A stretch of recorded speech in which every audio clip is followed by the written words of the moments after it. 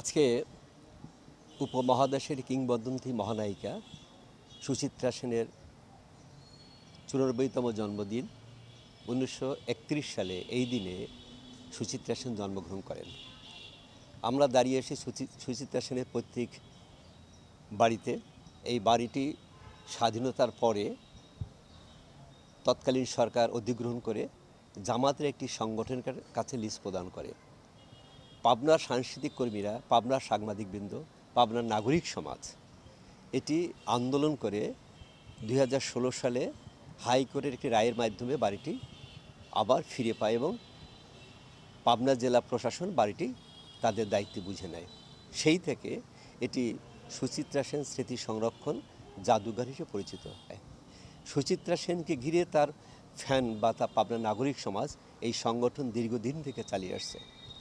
আমরা আয়োজন করি প্রত্যেক বছরই তার জন্মদিবস, মৃত্যু দিবস সহ বিভিন্ন উৎসব।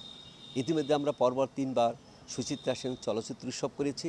সেখানে দেশের প্রথিতযশা সাংবাদিক, নাগরিক সমাজ, শিক্ষাবিদ, সাংস্কৃতিক কর্মী অংশগ্রহণ করেছিল এবং এই বাড়িটিকে কেন্দ্র করে সরকার একটি মহাপরিকল্পনা গ্রহণ করেছে, বাট সেটি এখনও বাস্তবায়ন হয় নাই।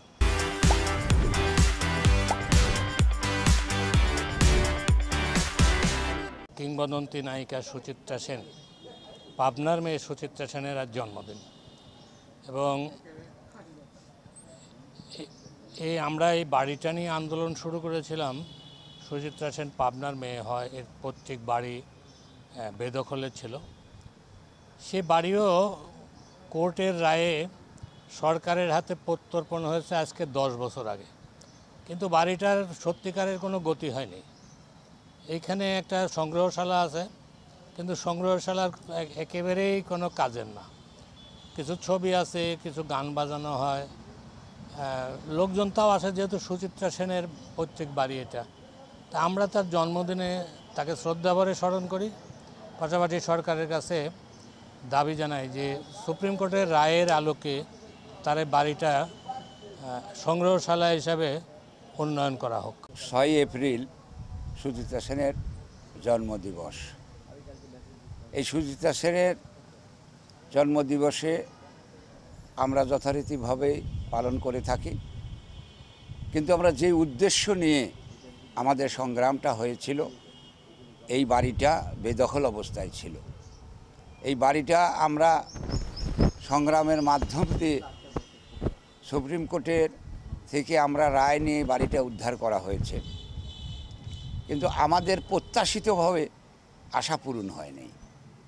আমরা সরকারের কাছে নিবেদন করতে চাই যে মহাদেশের শ্রেষ্ঠ নায়িকা সুচিত্রা সেনের এই স্মৃতি সংরক্ষণশালাটা যেন একটা ফলস্বরূপ আমরা উপস্থাপন করতে পারি। সেই জন্যে সরকার এটার উপর যেন নজর দেয় এবং এই বাড়িটাকে যেন একটা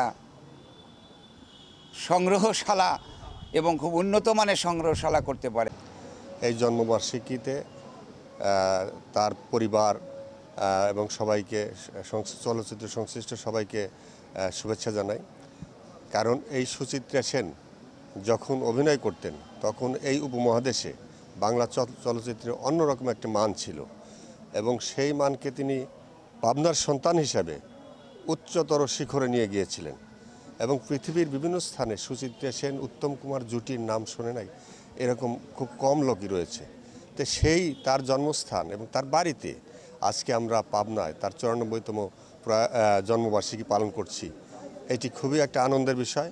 আমরা এইটি সুচিত্রা সেনের যেটি পারি সেটি বেশ কিছুদিন আগে, বেশ কয়েক বছর আগে এইটা মানে জেলা প্রশাসনের হাতে চলে এসেছে এবং সেটির আমরা চাই যে জেলা প্রশাসন এইটি রক্ষণাবেক্ষণ করে সুন্দর করে আগে যে আদলে ছিল সেই আদলে, পুরনো আদলে এটি করা হোক।